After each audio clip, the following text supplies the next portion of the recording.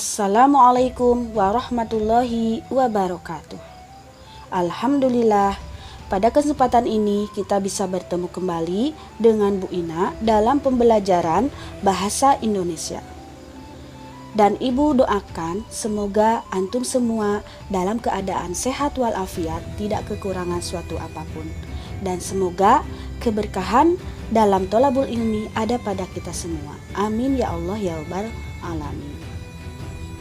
Untuk pembelajaran kita kali ini, kita akan membahas tentang teks cerita fantasi dengan kompetensi dasar 3.4, menelaah struktur dan kebahasaan cerita fantasi yang dibaca dan didengar. Dan tujuan pembelajarannya adalah siswa dapat menelaah struktur teks cerita fantasi yang dibaca atau didengar. Nah, sekarang apa sih cerita fantasi? Menurut Kamus Bahasa Indonesia, cerita adalah tuturan yang membentangkan proses terjadinya suatu hal. Fantasi adalah daya pikir untuk membayangkan atau menciptakan gambar kejadian berdasarkan kenyataan atau pengalaman seseorang. Jadi, cerita fantasi adalah gambaran peristiwa sesuai urutan waktu berdasarkan daya pikir atau daya hayal yang dituangkan dalam bentuk cerita. Ibu ulangi lagi ya mengenai definisi cerita fantasi, yaitu gambaran peristiwa sesuai urutan waktu berdasarkan daya pikir dan daya hayal yang dituangkan dalam bentuk cerita. Nah, sekarang apa ciri-ciri teks cerita fantasi? Di sini ada beberapa bagian. Di antaranya mengandung keajaiban atau keanehan atau kemisteriusan. Kedua, memiliki ide cerita. Tiga, menggunakan latar lintas waktu dan ruang. Keempat, unik dan memiliki kesaktian. 5. Bersifat aksi. 6. Bahasa percakapan sehari-hari atau informal.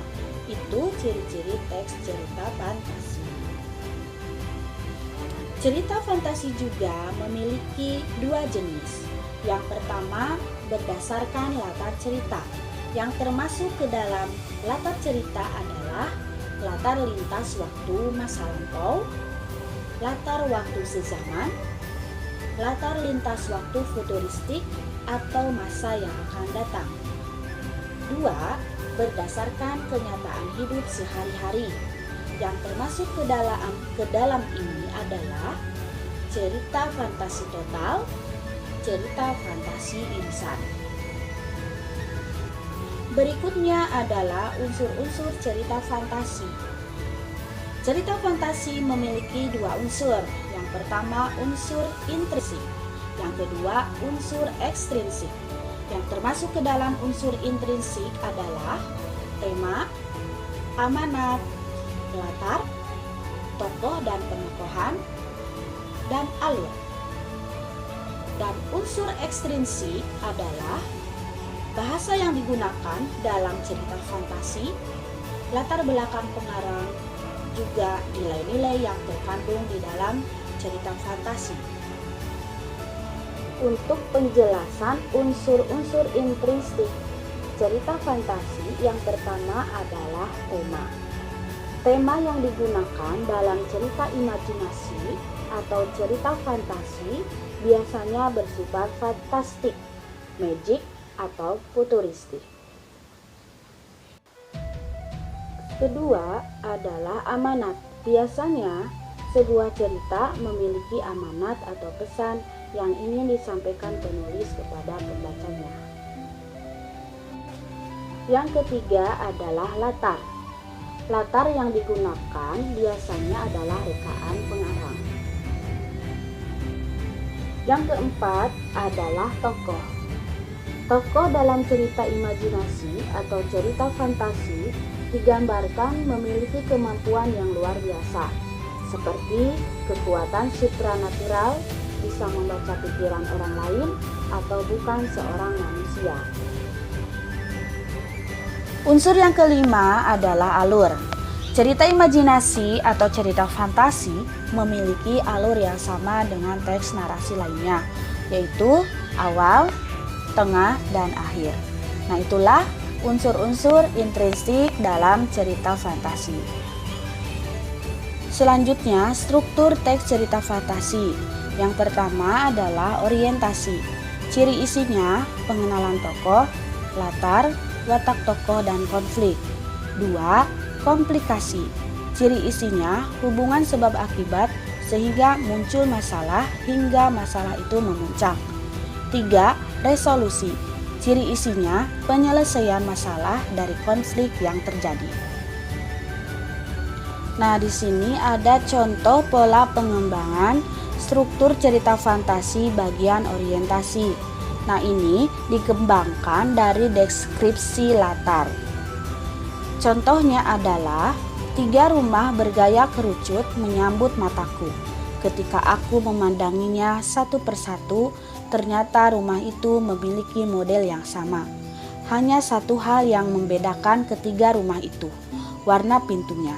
Setiap pintu mengikuti gradasi seperti yang kulihat di custom color laptopku. Nah, itu deskripsi latar bagian orientasi.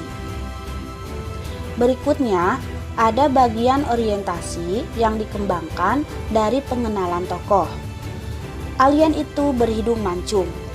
Dengan hidungnya yang menjulang, ia mengendus sekeliling. Sepertinya ia bingung dan mencoba mengenali tempat baru. Matanya yang sebesar biji kemin berkedip-kedip, memamerkan matanya yang kehijauan. Aku tahu dia bukan manusia sepertiku, tapi ia datang bukan mengganggu. Lalu ada bagian orientasi yang dikembangkan dari pengenalan konflik. Kau harus membawanya kembali. Erza berteriak kalang kabut. Aku gugup, bingung, tak tahu apa yang harus kuperbuat. Sedangkan manusia dengan wajah setengah kera itu memandang sekeliling. Manusia purba itu menemukan ketika aku menelitinya dan tanpa kusadari ia mengikutiku. Manusia purba itu akan mati jika tidak kembali dalam waktu 12 jam.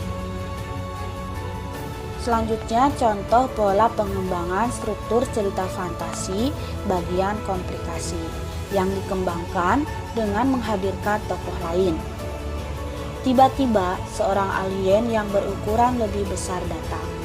Perutnya buncit dan bibirnya berwarna merah. Matanya merah. Alien berhidung besar itu tiba-tiba mengeluarkan cahaya merah dari tangannya yang membuat alien kecil kepanasan. Berikutnya, contoh bagian komplikasi yang dikembangkan dengan mengubah latar. Laut yang tadinya tenang dan berwarna biru muda kehijauan bergelombang berbuih. Gerakan air itu menandakan sedang ada yang terjadi di dunia samudra. Aku harus memeriksa apa yang terjadi. Aku tak ingin melihat warga bumi terluka karena pertempuran samudra. Lalu ada contoh bagian komplikasi yang dikembangkan dengan melompat pada zaman yang berbeda. Contohnya adalah di tengah saya asik mengamati candi, tiba-tiba bumi berguncang dan blum. Saya terdorong ke sebuah tempat kemilau yang serba keemasan. Baunya harum dan indah. Sebuah kerajaan megah ada di hadapanku. Struktur yang terakhir adalah resolusi. Contoh pola pengembangan struktur cerita fantasi bagian resolusi yang dikembangkan dengan lompatan waktu adalah contohnya seperti berikut. 2 tahun kemudian, Varta telah sampai di galaksi Andromeda dan bertemu dengan Ozzy. Ia akhirnya menemukan saudaranya di planet yang berbeda. Perjalanannya tak sia-sia. Nah, itu contoh bagian resolusi yang dikembangkan dengan lompatan waktu. Lalu ada contoh bagian resolusi yang dikembangkan sebab akibat yang unik. Contohnya adalah setelah saya menyebutkan semua perilaku baik yang pernah saya lakukan, pintu terbuka dan tanpa kuduga saya sudah berada di depan meja belajarku. Akhirnya Doni bisa kembali ke dunia asalnya. Nah, itu contoh bagian resolusi yang dikembangkan sebab akibat yang unik. Contoh bagian resolusi yang terakhir yang dikembangkan dengan surprise atau kejutan adalah Putri Candy menguap. Putri terbangun dari 3 tahun tidur panjangnya. Nah, itu contoh bagian resolusi yang dikembangkan dengan surprise atau sebuah kejutan. Nah, itu anak-anak penjelasan dari Bu Ina mengenai teks cerita fantasi, mulai dari definisi, jenis, unsur-unsur, dan struktur cerita fantasi, juga contoh pola pengembangan cerita fantasi. Mungkin itu dari Bu Ina. Wassalamualaikum warahmatullahi wabarakatuh.